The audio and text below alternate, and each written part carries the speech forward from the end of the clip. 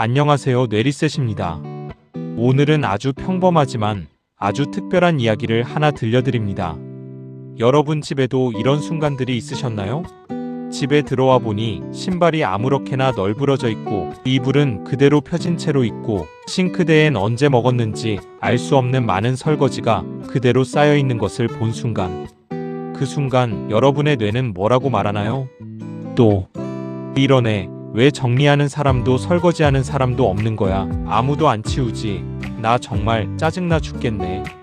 오늘 소개할 68세 홍노인도 크게 다르지 않았습니다. 보통 사람이라면 비슷하지 않나요? 그런데 이분은 이 짜증을 완전히 다른 감정으로 바꿔버렸습니다. 그것도 뇌를 설득하는 방법으로요. 어떻게 그런 일이 가능했는지 지금부터 여러분께 공개합니다. 영상을 보기 전에 구독을 누르시면 큰 힘이 될 것입니다. 구독은 무료입니다. 그냥 보았다는 신호. 홍 노인은 평생을 교육자로 살아온 분입니다. 40년 가까이 아이들을 가르치며 정리정돈, 질서, 규칙을 몸에 익혀온 분이죠. 은퇴 후 집에 머무는 시간이 많아지면서 이분의 눈에 자꾸 걸리는 것들이 생겼습니다. 현관에 아무렇게나 벗어놓은 신발, 낮이 되어도 개켜지지 않은 이부자리, 설거지통에 그대로 쌓여있는 그릇들. 교육자로 살아온 습관 때문일까요? 이런 모습을 볼 때마다 홍 노인의 뇌는 즉각적으로 혐오에 가까운 느낌으로 반응하곤 했다고 합니다. 그래서 가족들에게 요구했습니다. 신발 좀 정리해라, 이불 좀 개라, 설거지 좀 해라. 그런데 돌아온 행동은 순종이 아니라 불평이었습니다. 가족들은 잔소리로 받아들였고 가족은 학생이 아니라는 표현을 하며 집안 분위기는 점점 냉랭해졌습니다. 홍 노인도 지쳐갔습니다. 매일 같은 것에 짜증을 내는 자신도 그 짜증을 받아내는 가족도 모두 피곤한 상황이었죠. 그러던 어느 날 홍 노인은 방향을 완전히 바꿉니다. 가족을 바꾸려 하지 않고 자기 뇌를 설득하기로 한 것입니다. 방법은 단순했습니다. 매일 아침 자신이 먼저 신발을 가지런히 정리하고 이부자리를 개고 설거지를 끝낸 모습을 스스로 보여주기 시작한 겁니다. 그러면서 나에게 일거리를 준 가족들이 감사하다고 생각했습니다. 일부러 말로 했습니다. 처음엔 뇌도 시큰둥했습니다. 이걸 왜 내가 해야 하지? 라는 저항감이 있었다고 합니다. 습관이 하루아침에 바뀌지 않으니까요. 하지만 홍 노인은 이걸 하나의 실험이자 훈련처럼 여기고 꾸준히 반복했습니다. 여기서 중요한 지점이 하나 있습니다. 뇌과학적으로 보면 우리 뇌는 반복되는 행동과 그 행동에 뒤따르는 감정을 하나의 패턴으로 학습한다는 내용을 참고합니다.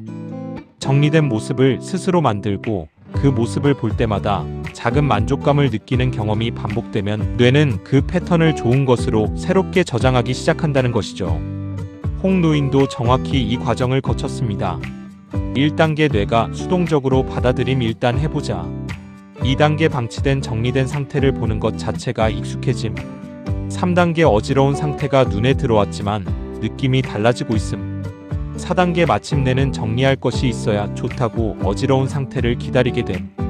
시간이 지나면서 홍 노인은 신발장을, 이부자리를, 깨끗해진 싱크대, 보는 순간보다 방치되어 너저분한 상태를 기다려진다고 말합니다. 예전엔 어지러움이 짜증의 신호였다면 이제는 정돈할 거리가 있어서 좋다고 생각이 바뀌었으며 즐겁게 신발장 정리하고 이부자리 정리한 후 설거지하며 즐거움을 느낀다고 합니다. 이게 가능할까요? 실화입니다. 약 3주간 하면 자신이 느낄 수 있다고 하니 그 후에 계속할지 판단은 각자에게 달려 있습니다. 여기서 우리가 꼭 기억해야 할 것이 있습니다. 내가 남을 바꾸려 할 때 돌아오는 건 대개 저항이지만 내가 나의 뇌를 설득할 때 돌아오는 건 변화다. 홍 노인이 가족에게 요구했을 때는 불평이 돌아왔습니다. 하지만 자기 자신을 먼저 바꾸고 그 변화를 반복해서 뇌에 각인시켰을 때는 감사와 기다림이라는 완전히 다른 감정이 생겼습니다. 이건 단순한 정신 승리가 아닙니다. 극기 훈련이 아니라는 말씀입니다. 반복된 행동, 반복된 긍정적 경험, 뇌의 재해석이라는 아주 실질적인 과정입니다. 우리가 흔히 인식이 바뀐다고 말하는 것이 바로 이 과정이죠. 그리고 놀라운 건 가족들의 반응도 서서히 달라졌다는 겁니다. 홍 노인이 잔소리를 멈추고 스스로 행동으로 보여주자 가족들도 조금씩 따라하기 시작했습니다. 강요가 아니라 본보기가 변화를 만든 셈이죠. 여러분에게 묻고 싶습니다. 지금 여러분을 짜증나게 하는 일상의 순간이 있나요?